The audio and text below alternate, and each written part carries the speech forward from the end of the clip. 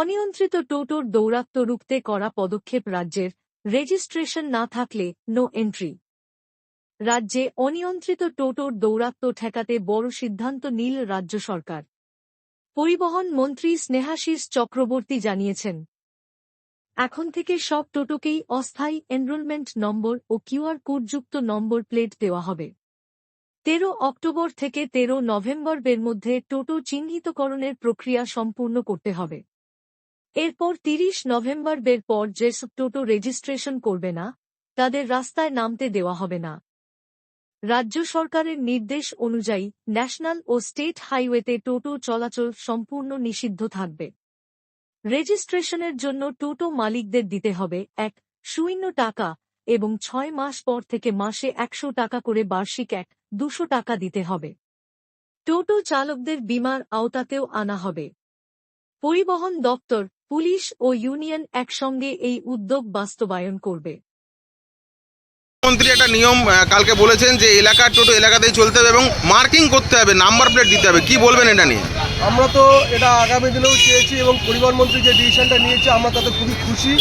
এবং এটা যদি হয় তাহলে এলাকায় যে যানজটটা হচ্ছে, আমরা জানি টোটো অতিরিক্ত বেড়ে যাওয়ার জন্য একটা সমস্যা তৈরি হয়, মাঝে মধ্যে অফিস টাইমে আমরা চলে এসেছি। আশা করি এটা অনেকটা রিলিফ হবে এবং প্রচুর বাইরের গাড়ি কিছুটা শহরে ঢুকে গিয়ে তারা ভাড়া কাটছে এবং আমরা বুঝতে পারি না কোনটা বাইরের গাড়ি কোনটা আমাদের লোকাল গাড়ি। এটা যদি একটা মার্কিং করার মতো ব্যবস্থা হয়, যেটা চুচুড়া শহরের গাড়ি আমরা দেখলে বুঝতে পারবো, বাইরের গাড়ি রিজার্ভ এলো, রিজার্ভ নিয়ে বেরিয়ে গেল, রিজার্ভ নামিয়ে দিয়ে, তাহলে মনে হয় অনেকটা সুবিধা হবে চুচুড়া শহরে। মুখ্যমন্ত্রী বলেছেন যে কোনো রকম বন্ধ করা যাবে না, কারো পেটে লাথি মারা যাবে না, কিন্তু একটা নির্দিষ্ট রুট হোক, নির্দিষ্টভাবে চলুক। আমরা এটাকে সাধুবাদ জানাই মুখ্যমন্ত্রীর এই ডিসিশনটাকে। আমরা চাই এইগুলো আস্তে আস্তে লাগু হোক, নিজের গাড়ি নিজে চালাক। অনেকে শুনেছি যে অনেক গাড়ি রয়েছে, তারা সরকারি পদে চাকরিও করে। তো এই যে অনেকের প্রচুর টাকা 30টা 40টা করে গাড়ি কিনে রেখেছে, এই নাম্বার হলে কি তারা ধরা পড়বে আবার মনে হচ্ছে? একদম, আমরা চাই যে যখন এগুলো নাম্বার প্লেট হবে হবে তার কাগজপত্র দিয়ে এবং তার আধার কার্ড দিয়ে যখন ম্যাচিং হবে তখন তার গাড়িটা ধরা পড়ে যাবে, গাড়িটা কার নামে রয়েছে এবং কে চালাচ্ছে, এই গাড়িগুলোও বাদ হয়ে যাবে। আর আরেকটা যেটা সমস্যা হয়, আমরা চাই না কারোর পেটে লাথি পড়ুক, কিন্তু কিছু খুব বয়স্ক লোক আছে যারা চোখে খুবই কম দেখতে পায়, তারা রোডটা অনেক সময় জাম করে ফেলে। আমরা নিজেরাও টোটো চালাই, আমরা নিজেরাও ভুক্তভোগী। ঠিক আছে, এই দিকটা আমরা প্রশাসনকে বলবো একটু। কি নাম আপনার? আমার নাম তাপস। সাইকেল চালাতে পারে না, তারাও টোটো কিনে বসে আছে, রাস্তায় যাচ্ছে, কখন কিছু দাঁড়াতে হয়, কখন কী করতে হয়, কোথায় পার্কিং, কোথায় দাঁড়ালে কী হবে, কোথায় প্যাসেঞ্জার নামাতে হবে, তারা কোনো জানার ইয়ে নেই। পাচ্ছে কম পয়সায় কাজবাজ নেই, টোটো কিনে বেরিয়ে যাচ্ছে। আপনি তো এই শহরের নাগরিক, আপনিও তো চান যে এই শহরটা ভালোভাবে থাকুক। 100বার আমি আমার নিজের শহরকে পরিষ্কার রাখতে চাই, যানজট মুক্ত করতে চাই, কিন্তু সেটা হচ্ছে না। তো বাইরে থেকে নানান জায়গা থেকে বাসবিরিয়ার গাড়ি এখানে শেখাচ্ছে, শ্রীরামপুরের গাড়ি এখানে এসে ভাড়া কাটছে, সারাদিন এখানে টিফিন গাড়িতে ভাত নিয়ে আসে, এনে গঙ্গারপাড়ে বসে বসে ভাত খায়, সারাদিন এখানে চষে খাচ্ছে, কিন্তু আমরা সেটা পাচ্ছি না। তারা যে কী করে খাচ্ছে জানি না।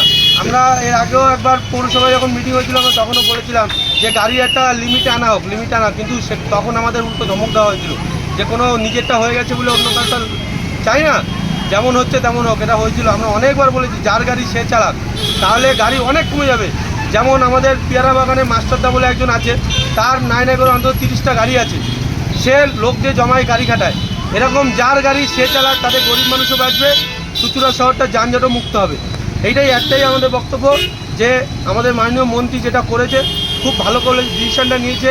আমাদের যেটা বলেছে আমরা নিজের গাড়ি নিজেরা চালাবো এবং মাসে মাসে আমরা কন্টিনিউ তো বলি আমরা আমাদের গাড়ির জন্য ইন্স্যুরেন্স ট্যাক্স সব করুক, আমরা দিতে রাজি আছি, আমরা কন্টিনিউ দেবো। যখন একটা সিস্টেমে আনবে আমরাও তো তাদের বাঁচবো, যে একটা লিমিটে যেমন অটো আছে, অটো মানে এলোপাতারি তো অটো নেই, যে পাচ্ছে সে টোটো কিনে নিচ্ছে, কাজবাজ নেই, শোরুমে যাচ্ছে, কটা টোটো নেবে, একটাই কথা, কিন্তু লিমিট নেই। একটা লিমিটে যদি আসে সবাই করে খেতে পারবে, এটা একটা ভালো কাজের জায়গা হবে।